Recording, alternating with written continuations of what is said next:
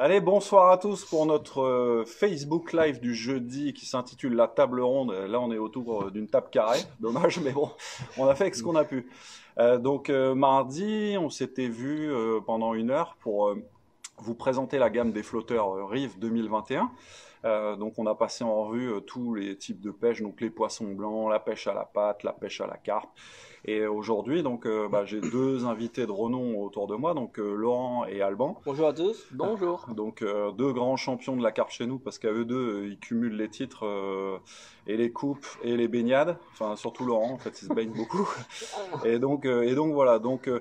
On a tous la même question, à savoir, quand on fait une ligne. Est-ce qu'on procède de la bonne manière? Est-ce qu'on plombe les flotteurs de la bonne manière? Est-ce qu'il faut utiliser tel type de nylon, tel type de plomb? On a chacun notre propre avis, on va dire, sur la question, mais au final, on regarde toujours chez les autres ce qui se passe. Aujourd'hui, on a la chance d'avoir Laurent et Alban à bord chez Rive et qui sont incontestables, incontournables dans la pêche de la carpe. Donc aujourd'hui, on va leur demander leur avis parce que moi, ça m'intéresse de connaître certaines choses. Et puis, ce qui est bien surtout, c'est que tous les deux ont un style de pêche très différent pour ceux qui les connaissent. Et c'est assez marrant parce que ça promet des bonnes joutes verbales, même au bord de l'eau. C'est tout le temps c'est un peu tout le temps la guéguerre dans la bonne camaraderie, donc c'est bien. Donc aujourd'hui, on a la possibilité de parler de tout ça avec vous. Sans langue de bois, Laurent et Alban en fait vont vous dévoiler un peu leur façon de faire parce que c'est très intéressant. Donc Lilian qui est toujours derrière la caméra avec nous. Salut à tous. Alors forcément, nous fera partager en fait toutes vos questions, ça c'est sûr. Donc pour revenir en fait sur les problèmes qui étaient liés au micro la dernière fois, et en fait Lilian l'a précisé tout à l'heure sur le Facebook, c'est plus Lilian qu'on n'entend pas parce que devant nous on a un micro directionnel, donc lui derrière c'est un peu plus compliqué. Donc cette fois-ci je répéterai en fait toutes vos questions pour que ça soit plus clair. Donc comme à la pêche, on va savoir qui va commencer en premier. Donc j'ai une petite pièce, et parce que là les deux au tirage au sort s'envoient du steak aussi. Donc voilà. Donc alors qui va commencer? Donc j'ai le pile et j'ai le face. Donc Laurent, tu choisis quoi? Face. Bah pile, hein, forcément. Attention, c'est parti. Allez hop.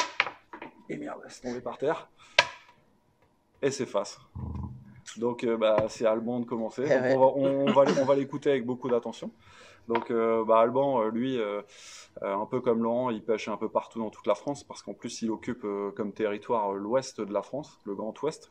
Mais l'Alsace, des fois, c'est à l'ouest aussi pour lui. Mais donc il va un petit peu partout. Hein, Alban. Exactement. Donc du coup, on va regarder avec toi un peu tes choix de flotteurs déjà dans un premier temps, et puis tu vas nous expliquer comment tu montes une ligne. Et puis vous verrez tout à l'heure que ça contraste totalement avec ce que vous pouvez faire, mais ça c'est intéressant. Vas-y Alban, on t'écoute. Donc bonsoir à tous. Donc bienvenue chez Arrive pour cette petite table ronde. Donc ce qu'il y a, moi j'ai un choix de flotteur par rapport à Laurent, par rapport à une multitude de pêcheurs qui est différent. Les 3/4 du temps, c'est-à-dire 80% de mon temps, je pêche avec les Master Bull, les CM Bull qui sont là. Ouais, donc en fait c'est celui-ci, c'est le fameux flotteur dont on a parlé la dernière fois, avec un corps en mousse, une antenne creuse, une quille en fibre poncée. Donc ça avait été à la demande d'Alban en fait fabriqué, et puis voilà, 80%. Ouais, je peux l'avancer. Ouais. Alors après je sais pas parce que en fait peut-être sur un fond blanc comme ça. C'est bon. Voilà. Vas-y Alban, excuse-moi. Donc voilà.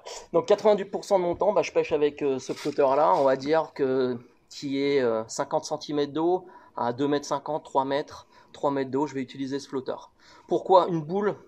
Pourquoi une boule? Parce qu'une boule, vous pouvez pêcher quand il n'y a pas de vent, quand il y a du vent, quand il y a du courant. Donc c'est vraiment un flotteur qui passe partout. Voilà, donc ça c'est 80% de mon temps. Après, j'ai deuxième flotteur, donc quand il y a un peu plus d'eau, donc le Master Olive. Donc Master Olive, voilà, qui est présenté par Olivier. Alors, pourquoi le Master Olive? C'est un flotteur en fait qui est beaucoup plus allongé, plus grand, plus de portance et avec une antenne un peu plus grosse. Donc ça, je vais l'utiliser à Saucourt. Pourquoi Saucourt? Parce qu'il y a souvent du vent à Saucourt, et puis les mouvements d'eau et puis la grande antenne, ça permet de mieux déceler les touches. Voilà. Et après, le Master Pro qui est là. Donc, c'est une boule, encore une fois, mais avec une antenne beaucoup plus longue et beaucoup plus fine que le CM Olive. Que le Master Olive ou que le CM boule qui est là. Voilà, donc celui-ci, je vais l'utiliser surtout sur des pêches un peu plus fines, un peu plus techniques et en rivière. Voilà. Donc avec ces 3 flotteurs, ben, je fais le tour de la France. Et aucun pencil dans ta sélection, que des boules ou des olives. C'est le petit. Ah oui, parce que j'allais dire, alors s'il commence à nous cacher des trucs, ça va pas aller. Le petit pencil, donc comme Olivier l'avait précisé donc mardi lors du live, c'est un flotteur bleu, vous avez dû sûrement me voir pêcher avec, donc qui aujourd'hui est sorti au catalogue, il s'appelle F1 Pencil. Attends, tu le laisses comme ça, je vais le montrer. Voilà. Ouais, donc le F1 Pencil, c'est la vraie évolution du flotteur bleu qui était un proto. Donc le bleu était aussi déjà fait avec un corps en mousse, et donc du coup avec un peu plus d'1 an de recul sur la pêche avec le flotteur. Donc toutes les évolutions, elles ont été faites dans le sens où effectivement on allait retrouver tout ce qu'on cherchait au final. Hein. Donc ce flotteur-là, je l'utilise. En fait, j'utilise vraiment sur des pêches très techniques l'hiver. Où il faut mettre des fils de 14 centièmes, 16 centièmes, des petits hameçons, où vraiment, c'est la moindre touche, il faut faire arrêt dessus, c'est vraiment utilisé sur les pêches techniques. Je l'utilise pas sur des pêches comme Méricourt où il faut tirer un peu dessus, c'est un flotteur qui ne sera pas adapté là-dessus. Pourtant Méricourt, c'est pas à l'ouest de la France? Non, mais de temps en temps, on va faire un petit tour au nord. Ouais, c'est clair. Bah ouais, parce qu'en plus, Alban, à une époque, il a couvert le nord, et en fait, il connaît très très bien les plans d'eau. Et c'est vrai qu'on a la chance avec Laurent et Alban, ils connaissent tous les plans d'eau en France, tout type de profondeur, de type de poisson. Et du coup, moi, Alban, pour revenir là-dessus, je sais pas si tu te souviens, on avait évoqué le fait d'avoir une quille métallique. Et pour toi, en fait, qu'est-ce que ça apporte plus une quille métallique pour un flotteur à carpe plutôt qu'une quille en fibre ou en carbone? En fait, la quille métallique, surtout sur des pêches techniques, on décèle pour moi par rapport à une quille carbone sur le même flotteur. Donc j'ai utilisé là, vous pouvez voir dessus sur le flotteur que j'ai monté là, c'est une quille carbone et vous avez la quille métallique. Moi, entre les deux, en fait, je décèle mieux les touches avec une quille métallique. Alors, quel grammage tu utilises? Parce que là, ça demande un petit peu comment c'est. Quel grammage je vais l'utiliser? Sur quel flotteur, Lilan? Sur celui-là, justement. Sur celui-ci, je vais l'utiliser de 0,2 jusqu'à 1 gramme, grand maximum en fait. Je vais l'utiliser. Mais 1 gramme, c'est vraiment dans l'extrême quand je dois pêcher avec un peu de fil derrière les carassins. Mais du coup, en fait, tu utilises quoi comme appât pour utiliser ce genre de flotteur? Parce que forcément, l'hiver, on pense à des pêches difficiles, mais au final, c'est quoi? C'est plutôt pelé, plutôt maïs, plutôt èche vivante? Alors moi, ça sera plus celui... pas tout dire, c'est ça. Je peux pas tout dire, ça y est. Il commence. Après, il va avoir son tour à la fiole magique. Donc non, moi l'hiver, je pêche. Et comme le reste de l'année, même sur des pêches techniques, on va dire on peut avoir des pêches techniques en plein été, attention. Hein. Mais je l'utilise beaucoup pour des pêches à l'asticot. Voilà. Pêche à l'asticot et de temps en temps avec des petites pêches à l'expandeur de 4 mm, avec des petites èches dessus. Ce que je vais utiliser, généralement, j'utilise ce flotteur avec des hameçons qui varient de 18 à 23. Donc oui, très petit. Mais 23, voilà. Alors là tu nous as perdu. Mais non, mais pas de 23, ça n'existe pas. Ça me fait mal au crâne. Si, ça existe. Mais non, mais je sais que ça existe. C'est parce qu'il y a les Italiens qui produisent des tout petits hameçons très durs. Moi, je me souviens la première fois qu'Alban m'a montré ça, je pense que je me suis dit, il se fout de moi. Pour être poli. Je crois que Jérôme Vasseur aussi, tu lui avais montré. Ah, Jérôme Vasseur, oui. Je crois qu'il en a pris quelques pochettes aussi. C'est clair. Donc, ouais. Et donc voilà. Donc en fait, ça c'est le choix des flotteurs d'Alban. Donc si on résume une gamme type Alban Bonato, si vous voulez vous identifier à Alban. Donc on reprend donc le F1 Pencil, le Carp Master Bull, le CM Olive et le Carp Master Pro. Et donc ça c'est top.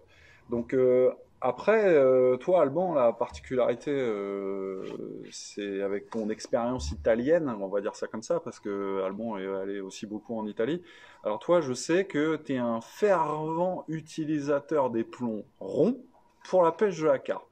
Alors c'est vrai que c'est pas toujours très clair, et du coup, moi j'aimerais avoir ton explication là-dessus, parce que en plus, bon forcément, chez Rive, on a développé je dirais des plombs ronds et qui sont vraiment top parce que même sur les petites tailles, hein, Alban, sur des 12, on est capable de pincer un 12 sur du 20 centièmes sans aucun problème Exactement. et avoir en fait une très très belle ligne. Donc pourquoi en fait, pourquoi des plombs ronds, Alban? Alors pourquoi des plombs ronds? Alors pourquoi des plombs ronds par rapport à des plombs cylindriques? Vous allez me dire, quand on regroupe les plombs à 10 cm de l'hameçon, certes un plomb rond, un plomb cylindrique, on va pas trop voir la différence. Mais quand vous commencez à monter un peu les plombs, à étaler un peu les plombs, vous allez avoir une ligne qui se présente beaucoup mieux que des plombs cylindriques. Voilà, ça reste mon avis.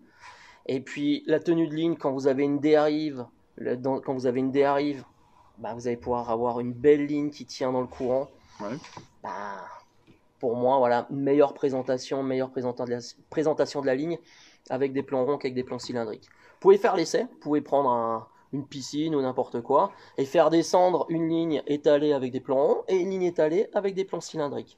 Et là, vous allez voir la différence. Donc du coup, ça veut dire que tu as une piscine chez toi, tu veux nous inviter à tester ça? Vous pouvez venir, il n'y a pas de problème, j'ai une grande piscine. Cool. Alors après, maintenant, parce que l'utilisation des plombs, ça c'est une chose, et maintenant la position des plombs sur la ligne, parce que ça aussi, ça c'est quelque chose en fait qui est intéressant de savoir, parce que au final, c'est vrai que moi j'ai commencé à pêcher la carpe, je vais le dire, en 1998, donc ça date. Donc dans des étangs belges, et bon, on était sur des choses un peu basiques. Et puis la règle, c'était de mettre les plombs le plus bas possible.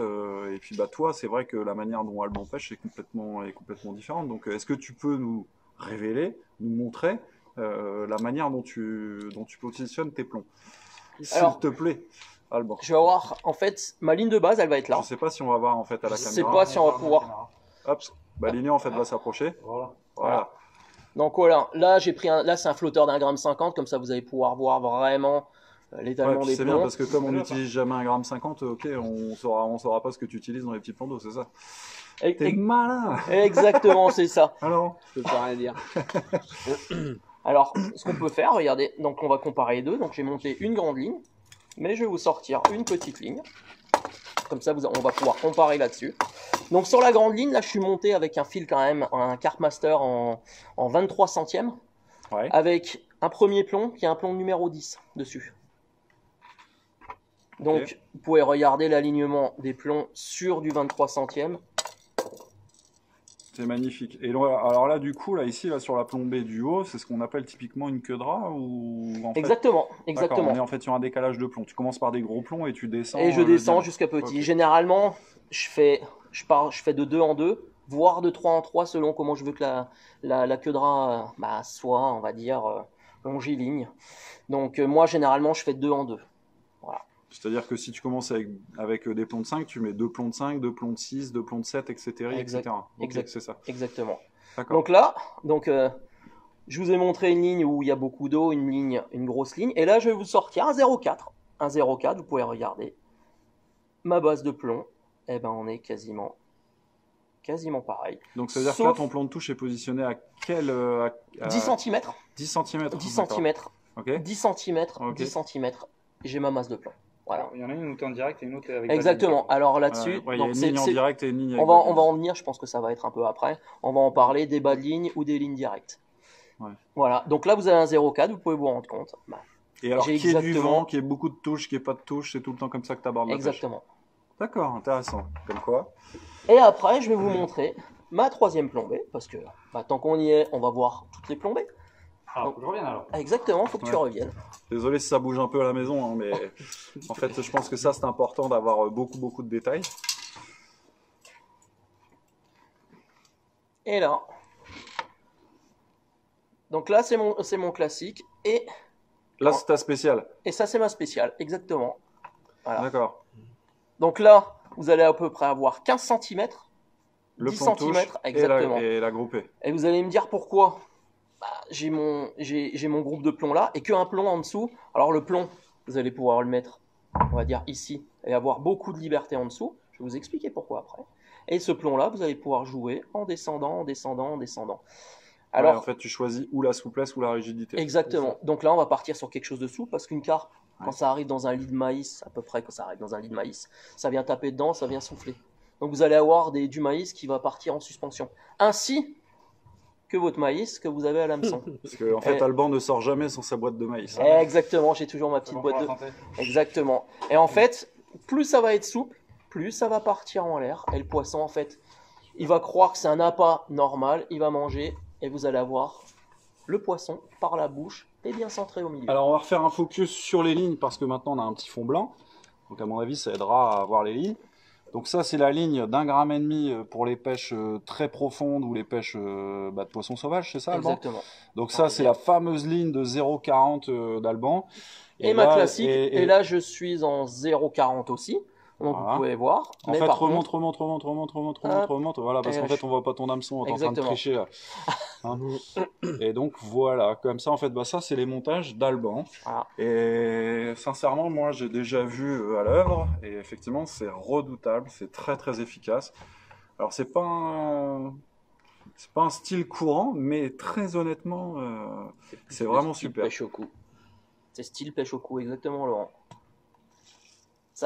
On va dire, les pêcheurs de poissons blancs, ils vont dire, ouais, mais c'est typiquement une ligne à gardon. Ça se rapproche des lignes à gardon, exactement. Donc, on voit bien la boîte d'Alban. Donc, celle-ci, hein, elle est utilisée, réutilisée. Hein. Ça, il n'y a pas de souci. Comment? Comme ça? Ouais, c'est bon. Nickel. Donc en fait là on est voilà. Donc Alban en fait n'utilise que les plombs ronds de chez nous et c'est vrai que l'approche est complètement différente. On est vraiment on pourrait pêcher les gardons avec des lignes comme ça presque. Hein. Exactement. Donc, Exactement. Comme au port à Mâcon. Au Ouais. port à Mâcon, on va typiquement, enfin moi je vais Ok. typiquement utiliser des lignes comme ça. Ok. Alors après, moi, ma petite question, parce que c'est assez important. Donc, effectivement, il y a les lignes en direct et les lignes, je dirais, avec bas de ligne, mais dans tous les cas, on a le même problème. C'est que quand on va rajouter l'hameçon, ça va rapporter du poids, ça Exactement. va apporter du poids, pardon. Donc, au fond, toi, quand tu plombes ta ligne, le réglage dans ton tube, c'est quoi? En fait, Moi, le réglage dans mon tube, en fait, il est plombé. Hop, je vais reprendre. On va prendre un petit celui-ci. flotteur, ouais, comme ça. Petit flotteur, en fait, moi, il va être plombé ici. Après, on va mettre un maïs et je vais avoir, en fait, un équilibrage qui va être vraiment très, très juste. Ouais. Quasiment Coulé. noyé. Ouais. Voilà. Donc en fait, ça, Voilà. c'est la position du flotteur d'Alban avec, je dirais, l'appât. Donc c'est-à-dire que dans le tube Au-dessus à de ton essai, pouce, en fait, il te reste. Ouais. au-dessus Exactement, du il me mètre, reste dépasse. vraiment une petite et lichette. alors, en et fait. sans l'appât, en fait, du coup, pour donner un repère, Et sans l'appât, vous allez être. Voilà, vous aux allez trois être- quarts, les trois quarts d'antenne en fait qui Exactement. dépassent. Exactement. Ok. Mais pourquoi en fait, Alban? Parce que moi, je vois plein de pêcheurs et moi le premier. Alors après, c'est peut-être l'âge, hein, mais moi j'aime plutôt, tu vois, avoir vraiment un gros morceau d'antenne qui dépasse. Et toi, c'est vrai que tu pêches vraiment à fleur d'eau. Et pourquoi? Parce que parce que les carpes, c'est des poissons volumineux, ils passent, ils remuent en fait la zone. Il n'y a pas trop de fausses touches comme ça, du coup. Non, parce que, alors, moi, j'ai un style de pêche Puis après, il y aura une question. je Ouais, pense. vas-y. où, en fait, on va partir sur du maïs, on va pas partir sur du pollen. Je vais mettre des coupelles de maïs. Mais je vais pêcher, moi, autour de mes coupelles de maïs. Pas à l'intérieur, où les carpes vont fouiller, ils vont en mettre de partout. Ce qui fait que la moindre touche que je vais avoir, ça sera des petites touches, ça sera planté dans la bouche. Dans la bouche tout le temps. Le moindre coulé, je vais le faire. Pourquoi tu rigoles, Laurent? Voilà. Et Qu'est-ce qui se passe? on On est va en train de- dire sur une pêche au maïs, typiquement c'est secours. J'ai très peu d'harponnage dessus en pêchant comme ça. C'est super. Donc apparemment, il y avait une question de quelqu'un. Ouais, quand tu fais, du coup tu fais ta plombée, est-ce que tu fais avec ou sans hameçon? Sans hameçon. Sans Alors hameçon. on va Bien répéter parce que peut-être que la Ouais, question n'a pas été entendue. Donc la question est quand tu montes une ligne, est-ce que ta plombée tu l'as fait avec ou sans hameçon? Alors en fait, je vais faire toujours ma ligne. Je vais mettre le flotteur en premier. Je vais mettre mes plombs. Ouais. Je sais, les hameçons, je commence à les connaître en fait par rapport au poids de l'hameçon. Je sais que le flotteur, on va prendre ce flotteur-ci. Le flotteur sans hameçon, je vais le plomber ici. Au-dessus de la collerette. Exactement, juste au-dessus de la collerette. Je sais que voilà, je vais avoir, en fait, après, vous allez être aux trois quarts avec l'hameçon. Alors pourquoi pas mettre l'hameçon tout de suite? C'est que quand vous allez mettre le plomb, vous allez remonter vos plombs sur le fil pour éviter en fait que votre fil soit abîmé. Parce que vous avez serré peut-être un peu trop fort, vous avez abîmé le fil. vous avez glissé, vous avez peut-être une impureté dessus, vous avez abîmé le fil. Là, vous allez remonter vos plombs, vous allez regarder votre fil. S'il est bon, vous allez couper, vous montez votre hameçon après. Donc là, vous savez que vous avez une belle ligne propre, sans petit accroc dedans. Mais Ouais, du coup, alors en fait, ce qu'on peut conseiller aussi je dirais, aux pêcheurs qui nous suivent, c'est qu'effectivement, si vous attaquez une nouvelle marque d'hameçon, que vous connaissez pas vraiment bien le poids, ce que vous pouvez faire dans un premier temps, vous montez la ligne avec l'hameçon, vous plombez, et après, avant de la mettre de manière définitive, vous coupez l'excédent de fil qui a été abîmé par les plombs, vous remontez votre hameçon, et on exactement. y va. On est d'accord. Est-ce qu'il y a une autre question, Lilian, pour, C'est bon, pour Allemand? Pourquoi, c'est quoi? Bon. Alors, combien de plombs en moyenne tu utilises en fait sur ta ligne? Je vais partir sur un 0,4 qui est un flotteur classique en carpodrome. Ouais, qui est passe-partout. Qui est vraiment passe-partout. Je vais être en moyenne à 11 plombs, 10-11 plombs. En fait, alors on va me dire ça fait beaucoup pour la carpe, oui. Mais par contre en cours de pêche, j'ai beaucoup de plombs. Admettons que vous avez 3 plombs, parce que vous pouvez mettre 3 plombs dessus. Hein. C'est belle sa ligne. Ce que vous pouvez faire, c'est qu'en cours de pêche, la pêche elle se durcit. Vous avez des carassins qui rentrent. Eh ben, regardez, moi ce que je peux faire, c'est que je peux monter mes plombs, je peux faire glisser mes plombs. Et on va avoir typiquement, comme beaucoup, souple. une ligne très très souple. Ouais. Plus t'en as, plus tu peux ajuster. En fait. Exactement. Et là, je peux encore monter parce que là j'ai mis 2 plombs. Là, il n'y a pas de problème, j'ai mis 2 plombs. Mais après, je peux faire une ligne en fait avec une queue de rat que je vous montrerai après, un peu plus tard, je vous montrerai. C'est les lignes que j'utilise en rivière, où vous allez avoir en fait toute l'étendue de ma masse de plomb. Là, on verra bien la queue de rat en fait. Pour ceux qui veulent voir, je peux même la montrer tout de suite. Ouais, tant qu'à faire. Tant qu'on y est. Donc en gros, la manière d'utiliser les plombs ronds en fait sur la ligne permet aussi de pouvoir pêcher proprement quand tu déposes la ligne et Exactement. intercepter en fait les poissons qui seraient À la en train de surface, monter entre deux eaux. ou descendre. Ouais, d'accord. Ouais. Donc ça va vous permettre avec une petite peau de maïs par exemple, une petite peau de maïs qui est mise sur l'hameçon, ça va descendre vraiment très très doucement et vous allez pouvoir prendre ces poissons entre deux eaux. Tandis que si vous avez une plombée très groupée, ça va partir en tas. Ouais. Et Alors, là, en fait, ces poissons-là, vous n'allez pas les prendre. Alors peau de maïs, hein, pour expliquer pour ceux en fait qui savent pas, donc ça c'est un maïs. Tiens, le bilan. Donc ça c'est un maïs entier.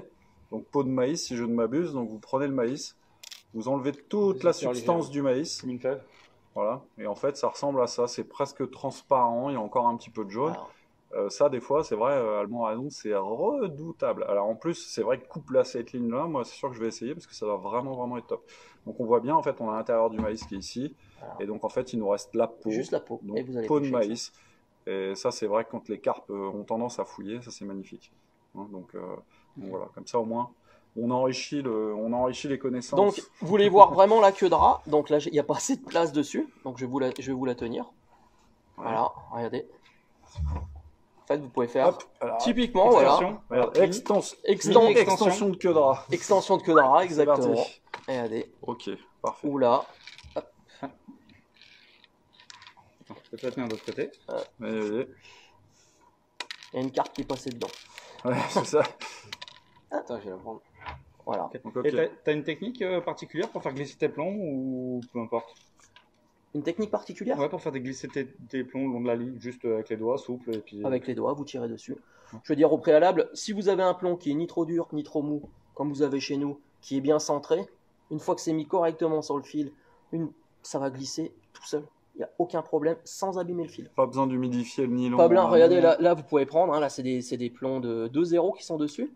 Regardez, vous pouvez regarder. Hein. Vous pouvez regarder le nylon, si on peut regarder. Vous n'avez aucune trace sur le nylon. On verra pas, mais. On verra pas bien, mais Olivier va pouvoir On le. a confiance. Oui, non mais ouais. Exactement. Alors après, c'est vrai que ça, c'est plus des lignes destinées au grand fond, ou par exemple sur les pêches de rivière. Bon, nous, c'est vrai que de temps en temps, on a la chance d'aller en Espagne. Alors, c'est pas le cas de tout le monde, je sais bien, mais dans le sud de la France, il existe un tas de canaux, de rivières qui sont blindé de carpes à l'état sauvage, ou par exemple dans l'ouest, dans le canal de Marennes. Et alors ce qui est assez curieux, c'est que bah, les carpes sont des poissons très puissants, mais très très malins. Et on a déjà fait le test avec des plombées très sèches comme on peut utiliser habituellement. Et sincèrement, les queues de rat, comme Alban vient de vous les présenter, donc même en fait sur des petits grammages, sur les carpes sauvages, c'est vraiment redoutable. C'est-à-dire que c'est vraiment la présentation qu'elle souhaite. Et sans préjugé aucun, hein, c'est vraiment un partage d'expérience. Donc même pour les endroits où on a en fait des pêcheurs qui font de la compétition, bah, comme à Marennes, où il y a des carassins, des carpes, ou dans les petites rivières du sud ou dans les canaux, c'est vraiment le type de montage qui est très intéressant, Alban. Et même à Secours. Ouais, même à Secours, pour ceux qui connaissent, ça c'est un montage que j'utilise régulièrement à Secours quand il y a beaucoup de vent. Quand il y a énormément de vent et puis énormément de mouvements d'eau, c'est un montage que j'utilise énormément. Et est-ce que tu utilises des bas de ligne de longueur différentes? Oui. Ouais. Et du coup, dans quelles circonstances? Enfin, tu changes? Alors, moi j'ai un bas de ligne, on va dire, ma base pour la carpe, hein, je parle pour la carpe en rivière ou en carpodrome, sera des bas de ligne de 25. D'accord. Voilà. Alors, on a déjà fait les essais avec Olivier, à venir avec des bas de ligne beaucoup plus courts, un poil plus long, et on s'est rendu compte que le 25, en fait, c'est passe-partout. On a essayé avec du 15, on a reponné le poisson. Alors pourquoi ça? Malheureusement, il y a des choses qui s'expliquent pas. Avec le 25, en fait, c'est vraiment passe-partout. Et puis, si vous voulez le raccourcir en cours de pêche, rien ne vous empêche de peut-être rajouter un petit plomb de 12, un petit plomb de 11 sur votre bas de ligne, si vous voulez vraiment encore rigidifier votre bas de ligne de 25, si vous voulez le passer à 15.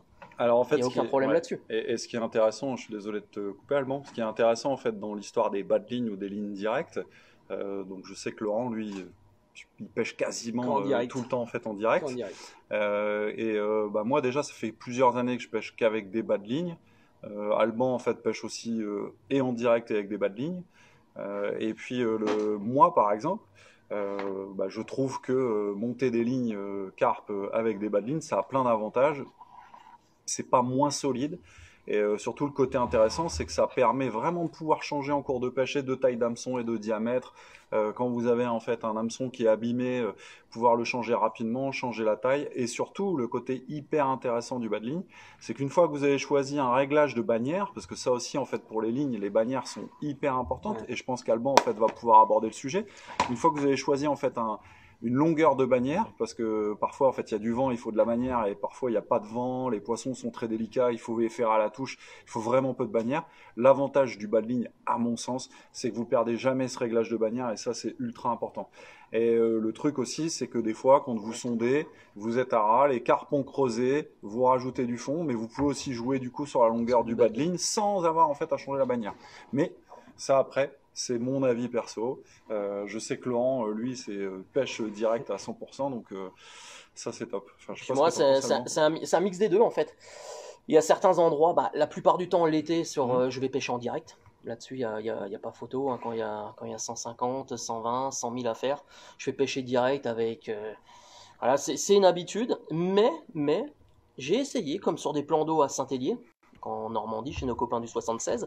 J'ai fait un concours cette année là-bas où j'ai pêché avec des bas de ligne, où j'avais une ligne en 20 centièmes, avec un bas de ligne en 18 centièmes dessus. Donc corps de ligne en 20, bas de ligne en 18. Eh ben, je peux vous assurer que c'est aussi costaud qu'un 20 centièmes direct. Et même moi, j'y croyais pas. Olivier me l'a dit, il me dit écoute, essaye. Ben, j'étais un peu sceptique dessus.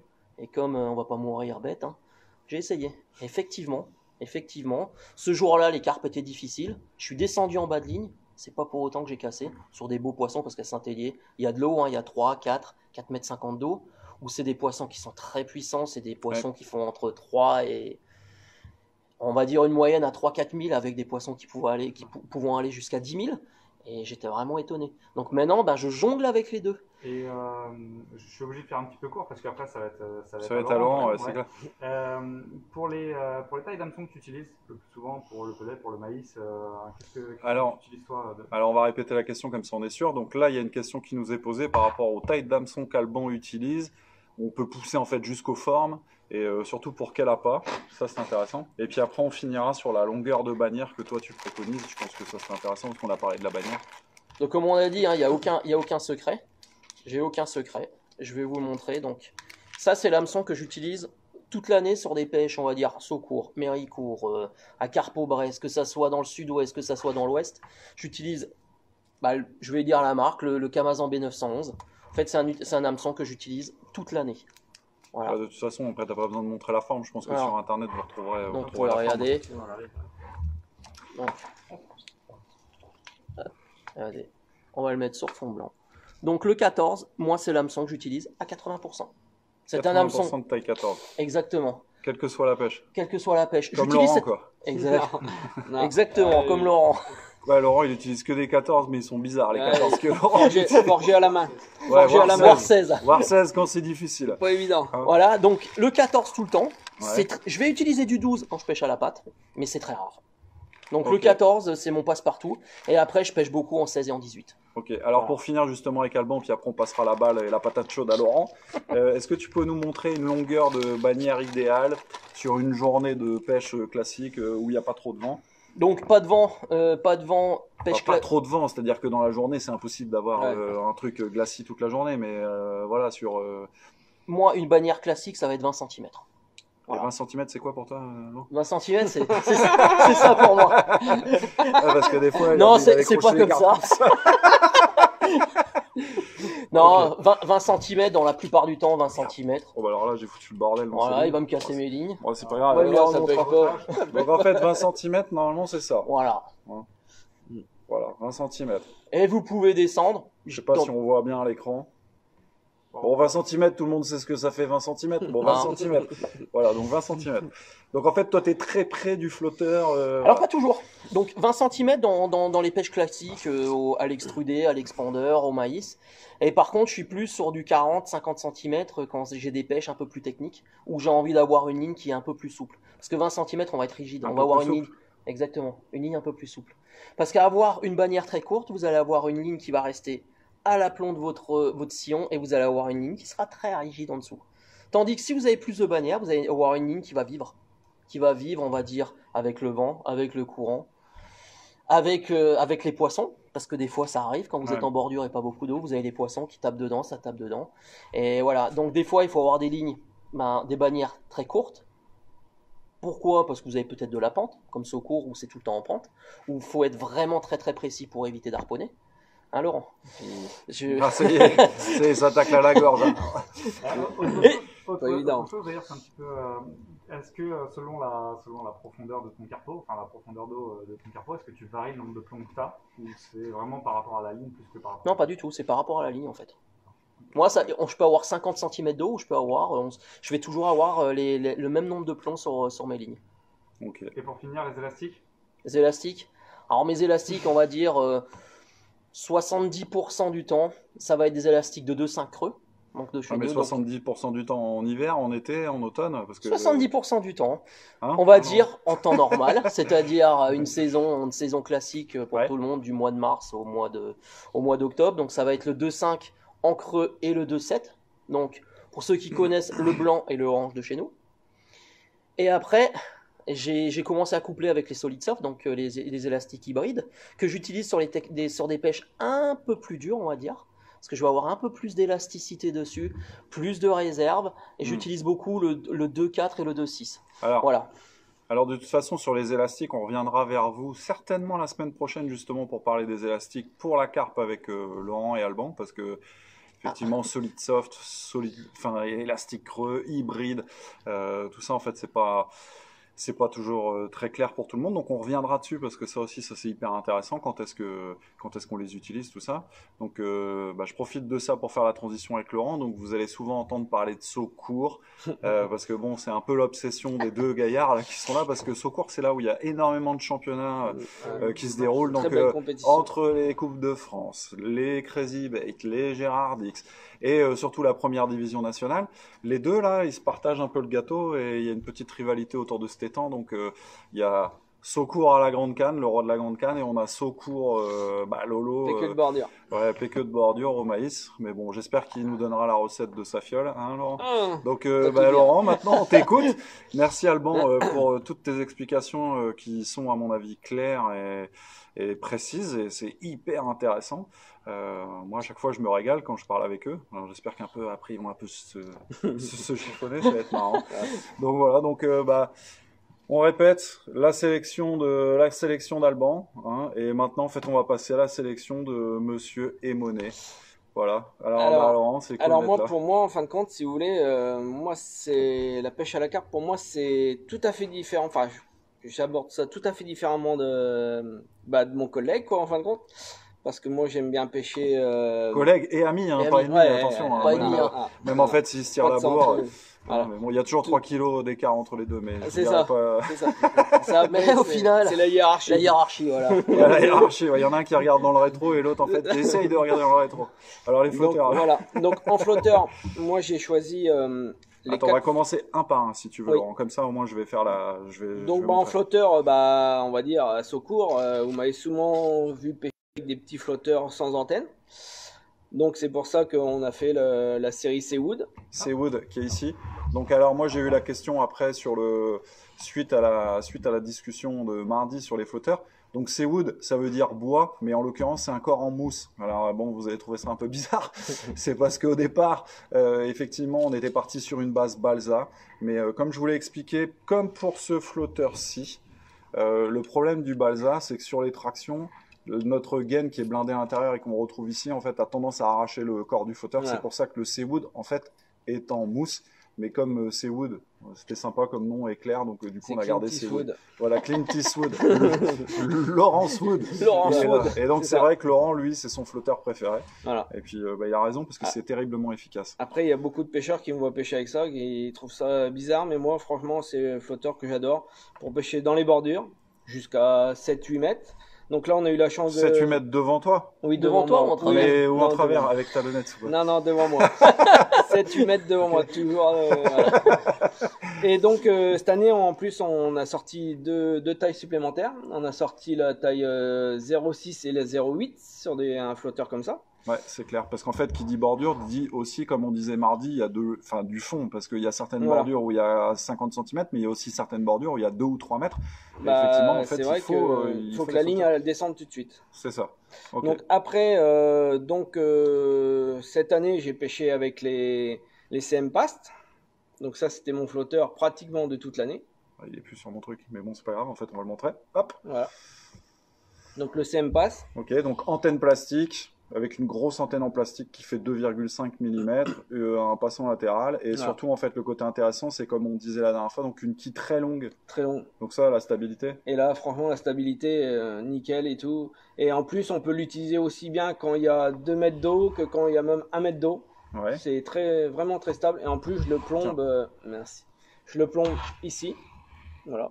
Mais ça, on verra ça après, parce qu'en plus, Laurent, il nous a ramené son tube piscine. Voilà. Donc, malheureusement, Alban, en fait, il n'a pas pu en profiter parce qu'il est un peu loin, mais on verra en fait la ligne de Laurent. Donc en fait, deuxième flotteur, oui. Donc après, j'ai demandé à Olivier j'avais fait un petit croquis. Ça fait un flotteur que, en fin de compte, ça fait longtemps que je voulais le développer, ce flotteur. Et on a oublié le post-it encore. Mais la prochaine fois, on vous montrera le post-it de Laurent. Donc j'avais fait un petit post-it à Olivier, et en disant, franchement, il faudrait un flotteur qui soit vraiment sensible, qui se place très très bien dans l'eau, et avec une antenne pas trop longue ni trop courte, avec une grosse antenne volumineuse, comme ça pour mettre des grosses hèches pour pêcher en bordure, ça c'est impeccable. Et donc Olivier m'a sorti le CM Margin. On en a parlé mardi, effectivement. Voilà. Enfin, on en a parlé mardi, et puis c'est vrai que le côté intéressant... Le côté intéressant du CM Margin, c'est justement, alors là, on le verra pas bien à l'écran, je pense, mais vous voyez, c'est pas vraiment plat, c'est-à-dire qu'il y a un léger biseau. Il y a un petit bombé. Voilà, il y a un petit bombé. Là, regardez. On va le mettre là. Voilà. Et très honnêtement, enfin moi je le répète, c'est vrai que quand Laurent m'a parlé de ça, on a fait les premiers protos, mais bon, il fallait essayer. Moi, honnêtement, je suis emballé par ce flotteur, c'est top de chez top.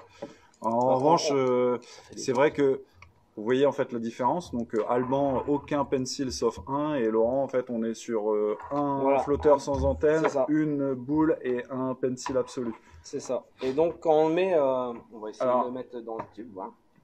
Attends Laurent, parce que il te manque en fait ton dernier flotteur. Oui. Dans ta sélection. Voilà. Dans ma sélection parce que aussi, je sais que tu es impatient de nous montrer ton flotteur. Mais... donc mon dernier flotteur, donc ça sera le CM Edge. Donc flotteur de bordure, donc ça c'est vraiment pour pêcher dans les bordures, collé à la bordure ou à 1 mètre de la bordure en fin de compte, pour aller chercher les très gros poissons. Donc c'est pour ça qu'on a fait une grosse antenne 2,5 mm creuse. Voilà. Et ça on peut mettre une grosse sèche, on peut mettre un maïs, un gros pellet de 7, un extrudé, des terreaux, voilà. Donc ça sera mon flotteur 2021 pour les pêches de bordure. Enfin, bordure. Vraiment bordure. On le répète, margin en anglais, ça veut dire le bord devant soi, et edge, ça veut vraiment dire coller au bord. Et, voilà. Jusqu'à 8 mètres. Ouais, margin, jusqu'à 8 mètres, parce que de toute façon, Laurent, sauf quand il met une talonnette, il dépasse jamais 6 mètres. Pour ça, tout le monde me dit que je pêche avec des prototypes en canne, mais non, c'est une vraie canne, mais sauf que je sors rarement les prototypes, c'est des vraies cannes. Hein. Ouais. Mais bon, en fait, t'aimes bien tromper ton monde quand même sur la longueur de tes cannes, Laurent, pas à nous. Hein. Donc là, Laurent, en fait, nous a préparé une ligne, parce que contrairement à Alban, et ça c'est le côté intéressant, Laurent ne monte ses lignes à carpe qu'avec des plombs cylindriques. Voilà. Et donc aucun plomb rond, que des plombs cylindriques. Donc Laurent et Alban, en fait, des fois, c'est dommage parce qu'on devrait mettre une petite caméra quand on déjeune ensemble, quand on a l'occasion. Et puis, il y a des débats qui sont, il y a des débats très animés. Donc, en fait, sur les plombs ronds et les plombs cylindriques. Donc, lui, Laurent, aborde en fait sa façon de pêcher, plomb cylindrique, ultra simple. Voilà. Donc là, c'est un 0,4. Moi, je mets 4 plombs cylindriques de 8. 5 plombs cylindriques de 8, pardon. Ouais. Et puis, je les groupe tous à 20 cm de l'hameçon, montage en direct. Toi, tu ne montes tes lignes qu'en direct. Qu'en direct. Et pourquoi ? C'est une question de, dans mon, je sais pas, moi j'aime mieux, au moins ça, c'est plus raide, ça se met tout de suite au contact du fond. Ouais. Et je trouve qu'il y a moins de risque de casse, on va dire. D'accord, en fait. Ok. Voilà, c'est juste pour ça. Et hameçon à palette ou hameçon à levier ? Toujours hameçon à palette. Toujours ? Pourquoi ? Voilà. Donc là, c'est un taille 10. Non, c'est un 16. Non, c'est ça, un 16, arrête. C'est un taille 10 que j'utilise presque partout, on va dire. Ouais, c'est vrai. Été comme hiver, ça, j'avoue. C'est ça. Bon, après, j'ai des hameçons aussi plus petits, je vous ferai voir tout à l'heure. Mais ça, c'est la ligne que j'utilise, on va dire, à 80% de mon temps, quoi. Après, en fait, ce qui est chouette, c'est que c'est ce qu'on disait mardi avec la qualité de nos flotteurs. C'est que là, en l'occurrence, donc Alban, pardon. Laurent vous dit 0,4, 5 plombs cylindriques de 8. Et honnêtement, tous les flotteurs sont hyper réguliers. Vous pouvez les yeux fermés, vous vous trompez pas, quoi. C'est ça. Et donc, toi, Laurent, quand tu plombes ta ligne, du coup, tu mets l'hameçon tout de suite, tu le mets après ? D'accord. Non, en fin de compte, ce que je fais, c'est je mets le flotteur. Ouais. Donc, sur le flotteur, en fin de compte, quand je mets mes gaines, petite astuce, on laisse toujours une... Ouais, parce qu'elle est carrément longue, la gaine. Voilà, mais c'est volontaire, en fin de compte. Si vous voulez, je la mets à la moitié. Tiens, Lilian, si tu peux te rapprocher, parce que ça, en fait, ça, c'est hyper intéressant. Ça, c'est une petite astuce. Et donc, on met une grande gaine, on la laisse dépasser 1 cm, et ça évite que, quand on jette la ligne, que l'hameçon ou les plombs, ils viennent passer au-dessus du flotteur. Ouais, ça fait un anti-angle total, quoi. Voilà. Ah ouais, et ça protège bien le... Ouais, donc là, en fait, la gaine que tu utilises sur la fin de ton flotteur, sur tous tes flotteurs, ça fait bien 3 cm. Ouais, 2,5, 3 cm. Ouais, c'est ça, ouais. D'accord, ok. Donc j'ai une gaine collée au flotteur. Ouais. Une gaine à peu près au milieu. Ouais. Voilà. Et puis après, ma gaine de 2,5, 3 cm.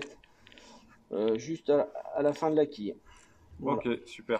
Et donc du coup, en termes de nylon, de diamètre de nylon, toi, qu'est-ce que tu utilises et en diamètre de nylon, bon, je pêche pas tout le temps en 26 centièmes, mais à Secours, voilà, c'est la ligne... Désolé, un Secours, mais en fait, c'est là où c'est la bataille des dieux, à la carte. C'est ça. On va dire. C'est la reine. C'est une référence. Donc j'utilise le Carp Master en 26 centièmes. Donc avec ce fil-là, franchement, même sur des carpes harponnées, on va dire, de 8-10 kilos.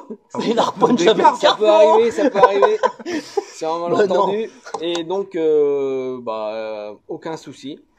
Alors, aucun souci. Tiens, Laurent, En fait, ce qui est intéressant aussi de préciser, c'est que sur les nylons de Cheryl, donc il a annoncé 26 centièmes, vous pouvez les passer au palmer, ça fait 26 c'est un centièmes. vrai 26. Et donc en fait, la résistance que vous avez ici, donc n'est pas une résistance linéaire, mais au nœud. Donc 5 kg 610 résistance au nœud, je vous garantis que c'est ultra Et puis on peut sortir des carpes de 15 kg, il n'y a pas de souci avec ça. Ouais, et même par la queue. Même par la queue, Laurent. Même par la queue.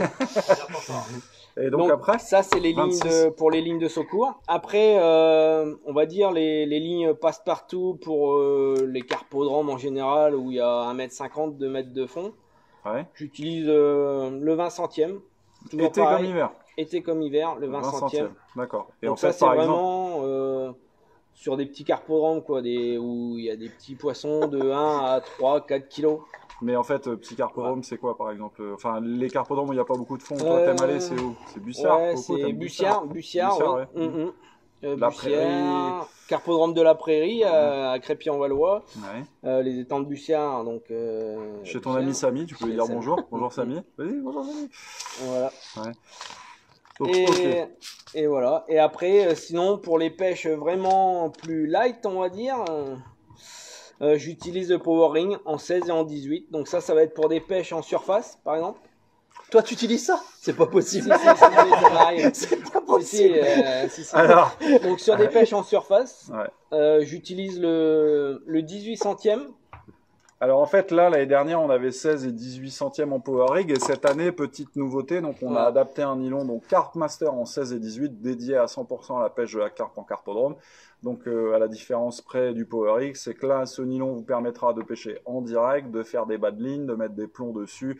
On a exactement les mêmes qualités et caractéristiques que sur toute la famille des Carp Master de 18 à 26. Donc ça voilà, ça c'est les petites nouveautés de cette année.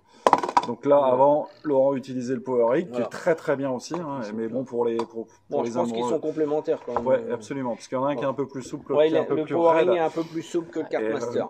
Mais du coup, le Carp Master est vraiment un nylon développé 100% pour la pêche de la carpe à la canne, et qui sert aussi très bien à faire des bas de ligne pour les gens qui pêchent en méthode feeder, par exemple. Vous pouvez y aller, vous pourrez sortir des gros poissons, même par la queue ou par c'est clair.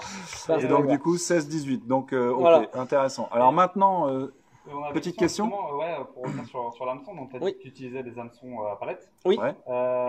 Quelle forme d'hameçon tu préfères, toi, pour la pêche en carpe? Moi, pratiquement tout le monde le sait que je pêche. Non, tout le monde le sait pas, parce tout que le monde le sait pas. Je pêche, on va dire... C'est pour ça que t'es là, en fait. T'es obligé de te mettre à poil, Laurent. T'es obligé de nous le dire. Donc, en fin de compte, je pêche principalement au maïs. Ah bon? Non. Ouais. Voilà, même si David Pouillard nous entend, je l'ai mis au maïs. T'as converti David Pouillard en maïs, c'est pas possible. Qui avait jamais pêché avec un grain de maïs, et du coup il a essayé, il a gagné son premier concours à Méricourt il y a pas longtemps, avant le confinement. Ouais. Donc voilà, donc oui, et moi j'aime bien... des formes white gap, donc très larges. Au maïs, voilà, une forme large, comme ça, mon maïs, je le prends. Je sais pas si on... Par la barbichette ou non? Non, moi, le maïs, en fin de compte, je l'enfile tout le temps par le côté bombé du maïs. Voilà, petite astuce. Ah mais t'es mort avec tout ça, voilà. On va te battre. Voilà. Ah mais tu l'as. Ah bah ça, après je prends des risques, hein, mais bon. Voilà. Et là, franchement, la taille de l'hameçon, ça, pour moi, c'est... Ça a plus d'incidence. Voilà, ça a plus d'incidence. Ok. Voilà. Super. Alors maintenant, ce qu'on va faire, c'est qu'on va mettre la ligne de Laurent dans sa piscine tube. Dans la piscine tube. Alors avec et sans maïs, ça c'est important. Parce qu'en fait, ce qui est très important, parce que tout à l'heure, c'est vrai qu'Alban n'a pas pu se rapprocher.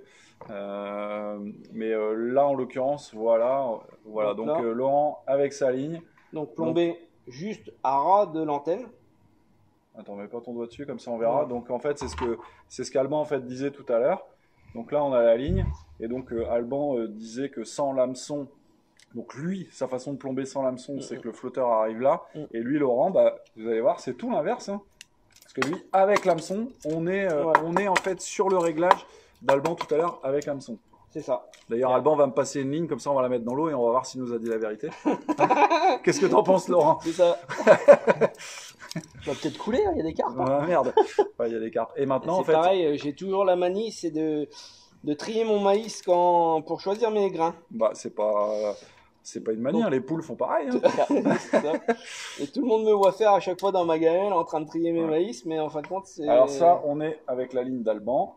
Si le tube il est assez grand. Ouais, mais en fait, le problème, c'est que tes hameçons flottent. Bon, ça, les hameçons en liège. Fallait pas le dire. Voilà. Effectivement, donc la ligne d'Alban. Vas-y, Laurent. Sans èche, ouais. Sans èche, donc ce qu'Alban nous a dit tout à l'heure. Voilà, contaminé. Et donc maintenant, la ligne de Laurent avec un maïs. Voilà.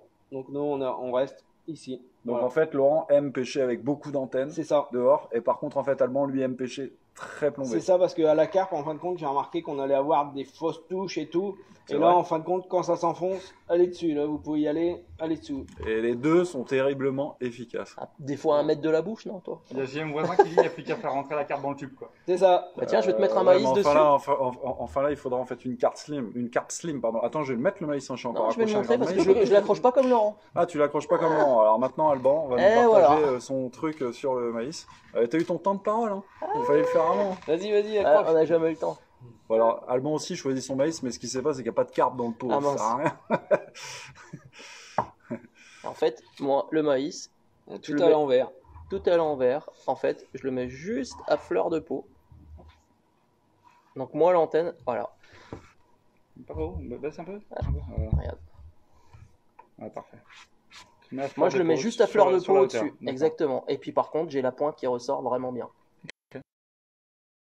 Là, vous allez avoir la ligne dans l'eau qui va être plombée vraiment à rasette. On va la mettre. Hop. Je vais peut-être même couler, normalement. Non, parce qu'en fait, le maïs, c'est très léger. Du coup, la question, c'est là. Donc là, c'est une ligne maïs. Est-ce que pour les expanders, tu utilises des lignes différentes, des plombées différentes? Non. Pour les expanders, j'utilise exactement les mêmes plombées. On a le maïs qui reste collé au tube, mais bon. Il n'y a que quand je pêche aux asticots que là, j'utilise un hameçon beaucoup plus petit, forcément, aux asticots, et que je plombe ma ligne. En fin de compte, si vous voulez, je mets une plombée groupée à 30 cm de l'hameçon et un petit plomb. Donc toujours pareil. Donc là, c'est un 0,30. J'ai mis des plombs cylindriques de 9. Donc les plombs cylindriques chez nous, en fait, cette année, qui s'appelle Carp Master Shot. On reviendra dessus. Pour une émission spéciale, sur une émission 1 de ces 4. Sur ces lignes-là que je pêche à l'asticot. Donc je mets un hameçon de 14, 16, ça m'arrive. Quand vous pêchez les carassins ou les petites carpes jusqu'à 1 kg, style Araucanos, tout ça. Voilà. D'accord, ok. Voilà. Donc en fait, on est vraiment sur deux styles complètement différents. Donc je sais pas si on a des questions, Lilian, mais je vais du coup poser la même question que tout à l'heure. Et toi, en fait, en termes de diamètre d'élastique. Alors, diamètre d'élastique. Donc là, moi, je vais être surtout entre, on va dire, 2,3, 2,5 sur les petits carpodromes tels Bussière ou Crépy-en-Valois, carpodrome de la Prairie. Et sur Saucourt, je vais tout de suite mettre un 3 mm creux. D'entrée. Parce que de toute façon, un 3 mm creux, il va sortir de 10 mètres au ferrage, ça c'est sûr. Mais par contre, je mets beaucoup moins de temps à ramener les poissons. Ouais, en fait, Ce qu'il y a, c'est que, en fin de compte, quand je ramène les poissons, comment expliquer, je lève pas la canne, en fin de compte. Dès que je ferre, je ramène la canne, en laissant tirer l'élastique. Je déboîte, et là, je ramène tout le temps l'élastique. Tout le temps. Bon, après, ça peut arriver que des fois, quand c'est mal pris, voilà. Mais une fois que le connecteur arrive au sion, et là je lève la ligne et je mets les puzettes et voilà. Alors je vous rassure, c'est un style inimitable. Autant ça peut aller très très vite. On a en fait l'ancien skieur alpin donc qui est en train de faire l'essuie-glace avec son kit. Autant là en fait on a la force tranquille, il tire, ça arrive. D'ailleurs ça m'est arrivé encore à la finale Crazy de cette année. J'étais le samedi après-midi derrière Michel Champion, j'ai pêché. Et donc quand j'ai ferré le dernier poisson, Alban il me dit il te reste 32 secondes. Il restait 32 secondes exactement. 32 secondes. Et là j'étais à 11,50 et j'ai dit là ça va être un peu short. Et donc la carpe était à 2 secondes de l'épuisette quand ça a sonné. 40 secondes. Elle faisait 5 kilos je pense. Ouais, donc en fait, c'était la carpe Usain Bolt. C'est ça. Mais après, c'est pas pour ça qu'en tirant dessus, après il y a tirer et tirer forcément, mais c'est pas pour ça qu'on abîme plus les poissons, même avec un gros hameçon. Non, bah après, en fait, c'est un style. De toute façon, sincèrement. Ouais. Est-ce qu'il y a des questions, Lilian? Ouais, là, il y a une question qui est très intéressante de Alain Vasseur qui dit on a 2 grands champions secours, 2 types de lignes très différents. C'est ça. Et donc, du coup, qu'est-ce qui pour vous faire la différence en fait? Alors, la différence. Le mental. La différence, oui. En fin de compte, si vous voulez, moi, je fais toujours une pêche. Je commence toujours une pêche à 7-8 mètres, on va dire, où il y a un peu une cassure, tout ça, quoi. Et ce qu'il y a, c'est qu'il faut tenir, quoi. Je sais qu'au bout d'un moment, ça va rentrer. C'est sûr. Bon, après, ça prend plus de temps des fois que d'autres, forcément, quand c'est en été ou en début de saison, quoi. Mais dans ma tête, je me dis que ça va rentrer et je fais un coup et je reste dessus et au bout d'un moment, quand ça rentre, voilà quoi. Ouais, c'est vrai que Laurent a cette faculté d'avoir Mais il faut avoir un bon mental. D'avoir un plan. Et il a son plan et il s'y tient en fait jusqu'au bout.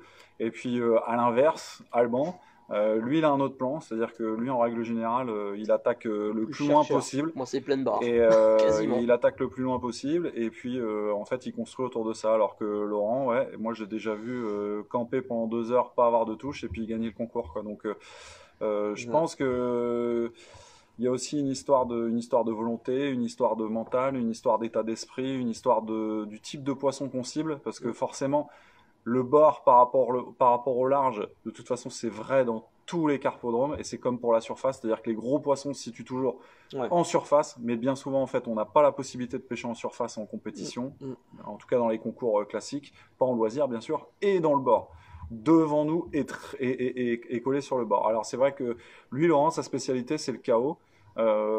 Et en fait, Alban, lui, sa spécialité, c'est plus, je dirais, l'accumulation de poissons dans la bourriche. Et voilà, en fait, c'est 2 styles complètement différents, mais effectivement, c'est ça. Alors, il y en a qui aiment faire l'avion, faire des coups partout. Il y en a en fait qui se tiennent en fait à un seul coup. Donc voilà, ça c'est vraiment, vraiment, vraiment intéressant. Donc, est-ce qu'il y a d'autres questions du coup? Ouais, une intéressante. Est-ce que pour vous c'est problématique de préparer les lignes pour la compétition à l'avance ou est-ce que vous préférez les monter peu de temps avant le concours? Alors, on va répéter la question. Donc la question pour que tout le monde l'entende, c'est est-ce que c'est problématique pour vous de préparer des lignes à l'avance ou alors est-ce que vous préférez en fait les préparer au dernier moment au bord de l'eau? Laurent. Alors moi, en fin de compte, on a eu le confinement au mois de mars. Et donc j'en ai profité le 7 mai quand on nous a dit qu'on allait être en déconfinement en fin de compte pour monter un casier de ligne, chose que j'ai pas fait depuis on va 1982. C'est ça, depuis au moins 5-6 ans. J'ai monté une ligne parce que pour avoir un peu d'avance, mais sinon moi c'est généralement on a 1 heure pour se préparer. Donc 1 heure et demie, c'est 1 heure et demie, mais généralement c'est 1 heure. Donc je mets une demi-heure pour déballer tout le matos, tout ça, et une demi-heure pour faire des lignes au bord de l'eau tout le temps. Parce que j'aime bien, suivant la place où je me trouve, mettre le flotteur que j'aime bien, voilà. Ce que tu sens en fait. Voilà. En fin de compte, je vais monter peut-être plus de flotteurs de très très bordure que de flotteurs au large. Des fois j'en monte un entre 2 eaux avec une petite ligne comme celle-ci. Mais j'aime mieux monter mes lignes au bord de l'eau. Alors, et donc le soir, je la casse. Quoi. Et le soir, il la casse. C'est ça. Voilà. Même si elle n'a pas pêché. D'accord. Moi, c'est l'inverse total. Je vais reprendre Laurent, ce qu'il a dit. Le 7 mai, j'ai attaqué, sauf que j'ai fait 3 mètres de casier. Parce que j'ai horreur de monter des lignes au bord de l'eau, j'ai jamais le temps. De toute façon, je suis toujours à la rue pour commencer. Kit, en plus. Et je monte pas beaucoup de kits, il y en a toujours, on va dire, 10-12 de préparés. Donc non, moi c'est préparation de ligne avant où j'ai mes boules de montée, j'ai tous mes flotteurs de montée en diamètre de 14 centièmes à 28 centièmes parce que j'ai aussi des grosses lignes, on va dire j'ai quelques lignes avec du 26-28 centièmes, c'est très rare que je les monte, mais sinon voilà, moi c'est tout préparé à la maison. Les lignes on va dire les flotteurs un peu plus longs, les Master Olive, je vais les monter tous en 6 mètres, moi c'est tout en 6 mètres. Et puis toutes les petites boules pour pêcher dans les plans d'eau classiques où il y a 1,50 m d'eau, je vais mettre en gros je vais mettre 3 mètres de fil parce que des fois il faut pêcher avec un peu de fil derrière, on sait jamais. Et ça ne dérange pas, même si beaucoup m'ont posé la question, parce que j'ai eu la question, c'est que est-ce que ton fil, en fait, ça marque pas d'avoir du fil préparé à l'avance sur un plioir? Pour moi, du fil n'a pas de mémoire. Vous allez sonder, vous allez le passer à l'eau et votre fil il sera droit. Ok. Donc, c'est vrai que quand tu le déplies, il y a toujours les Exactement, vous avez toujours et, ça, mais ça n'a pas de mémoire, donc vous allez l'humidifier, ça va partir à l'eau, vous allez sonder, et votre fil il va être comme neuf. Ok. Est-ce qu'il y a d'autres questions? C'est Guillaume qui demande si tu peux montrer les plombs ronds que tu utilises. Bien sûr. Les plombs ronds que Alban utilise. Alors les plombs ronds, sans surprise. Sans surprise, hein. Donc testé et approuvé, hein, donc les plombs de chez Harry. Donc les plombs, donc les boîtes distributrices que j'ai toujours avec moi dans ma petite mallette là que j'emmène partout. Donc c'est bien pratique. Et chez moi, j'ai les boîtes individuelles sur mon bureau. 80 grammes de plomb. 80 grammes de plomb, de 3,0 à 13. Voilà, pour préparer mes lignes. Par contre, on va revenir aussi parce que du coup, Laurent, tes bannières, toi, tu utilises quoi comme taille de bannière? Alors moi, les bannières, en fin de compte, c'est la longueur des là, bannières. généralement, on va dire que ça c'est la bannière par rapport au flotteur. Voilà. Là, j'ai ma bannière. 7-8 cm. Voilà, c'est ça. Tout le temps, partout, qu'il y ait du vent. Généralement, oui. Après, je monte quand même deux lignes avec 20-30 cm de bannière au cas où si le fond est très vaseux et que les carpes commencent à creuser un peu, Ouais. pour monter un peu, pour avoir un peu plus de réglage sur la ligne. Je laisse toujours deux lignes, pareil, le même montage que les autres, mais avec 20 cm au cas où. D'accord. Bon, sauf que j'ai eu un problème, j'ai eu une anecdote à la première division qu'on a fait à Secours la dernière fois. J'ai voulu, dans ma tête, c'était la pêche, je suis tombé c'était au 9, je crois, à Secours. Enfin, c'était le 7, mais ouais. C'était au 9. Et dans ma tête, c'était la pêche de bordure. Donc, j'ai voulu monter toutes mes lignes avec la même bannière, donc c'est-à-dire 5 cm de bannière. J'ai pris tout de suite des poissons. Donc, tous mes voisins étaient à 11 ou 13 mètres d'ailleurs. Moi, j'ai commencé à 4 mètres, la dernière manche. Et j'ai eu un petit problème, c'est qu'en cours de pêche, je faisais plus de poissons. J'avais des touches, mais je faisais plus de poissons. Et j'ai ma femme qui était venue, qui me faisait le coach en fin de compte, coucou qui Sandrine. était venue. Et coucou. Et elle m'a dit comme ça, me dit, oh, bah tu devrais mettre des bouts de canne en plus. Et j'avais sorti donc 5 mètres de canne et j'avais pas de ligne. J'avais 8 lignes de montée, mais avec des poids différents, mais pas de bannière.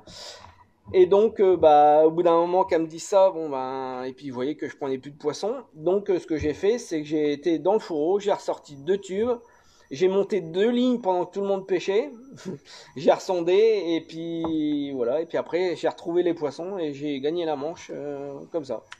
D'accord, ok. Voilà. Ouais. Ça, c'est important. Ça, c'est cool. On a une question intéressante, justement, pour revenir un petit peu sur la préparation des lignes. Quels sont pour vous les critères que vous utilisez pour choisir un plan d'action pour une compétition? Qu'est-ce que vous allez regarder? Est-ce que ça va être le type de plan d'eau, le type de taille de poisson? Quels sont pour vous les premiers trucs à regarder pour aborder une pêche en compétition? Alors, je vais répéter la question. Donc en fait, la question, elle est générale. Et quel type de critères Laurent ou Alban en fait prennent en compte pour préparer une compétition autour d'un plan d'eau connu ou inconnu? Voilà. Hein? Donc, moi je pense que les plans d'eau connus, en fin de compte, on sait comment aborder la pêche directement. On sait que voilà. Ouais, par puis exemple, les plans d'eau connus, toi tu connais les poissons par leur prénom, donc c'est pas marrant. C'est ça. Et par contre, dès que je vais dans un nouveau carpodran, en fin de compte, je regarde tout le temps, voir s'il y a des mouvements au large, voir s'il y a des mouvements plus au bord, s'il y a des petits buissons, tout ça. Parce que les carpes aiment bien, voilà. Et je monte mes lignes en conséquence de la topographie du plan d'eau, quoi. Donc en fait, tu fais tes lignes en fonction des mouvements des poissons, de la végétation éventuelle que tu vas retrouver en fait sur les bords, c'est ça. Des éventuels mouvements d'eau liés au vent et toutes ces choses-là. C'est ça. Et toi, Alban, du coup? Moi, ça va être le temps. Le temps, s'il fait beau, s'il pleut, la météo en général. Le fond, la couleur de l'eau, et puis la végétation de l'étang. Et puis après, moi, j'adore pêcher loin. Et c'est vrai que je pars toujours d'un principe. C'est que pour moi, les poissons viennent du large et viennent du large pour arriver au bord. Donc ça me dérange pas, moi, de commencer à 13 mètres pour finir à 3 bourgs. Beaucoup de monde font l'inverse, partent de 3 mètres pour aller à 13 mètres. Et moi, souvent, je pars de 13 mètres pour arriver à 4 bouts. Justement, en ce sens, est-ce que vous pensez, après ça dépend des plans d'eau, mais que vous pensez que il y a plus de gros poissons en bordure à 7-8 mètres, ou est-ce que c'est ou 50, est-ce qu'il y a une vraie différence? Bah, de toute façon, enfin moi je vais me faire un peu l'avocat du diable là-dessus, mais je pense qu'on sera tous d'accord, hein, de toute manière. Dans ce qu'on a vu, il y a quand même 90% de chances d'attraper ce qu'on appelle des thons au bord, vraiment collés à la bordure, ou en surface, au loin, qu'au large. En règle générale, au large, et bizarrement, la moyenne des poissons, je sais pas ce que vous en pensez les gars, mais la moyenne des poissons est quand même toujours plus faible, sauf si le cheptel en fait est taillé sur, sur le même volume. Mais sur des vieux étangs où effectivement on a des très vieux poissons qui font 10-15 kilos, des poissons un peu plus jeunes qui ont été remis avant qui font 1 ou 2 kilos, dans 90% des cas, on prend les petits poissons au large et on prend les très très gros poissons qui sont un peu éduqués, qui longent les bords, qui essayent de se faire oublier. Enfin, je sais pas ce que t'en penses, je sais pas ce que t'en penses, Alban, mais enfin, ça s'est souvent vérifié. Moi, c'est pour ça que je commence tout le temps en bordure, et puis moi, des fois, j'essaye même pas plus loin parce que je fais ma pêche, les poissons ils sont là, et puis bon, bah, j'en fais, et puis voilà. T'en fais plus. C'est ça. Hein, puis tu dois pêcher en biais, pas droit devant toi. C'est ça. Après, à l'inverse de ce que dit Olivier et puis Laurent, au loin, tu peux faire des gros poissons. Mais j'ai pas dit que tu pouvais pas en faire.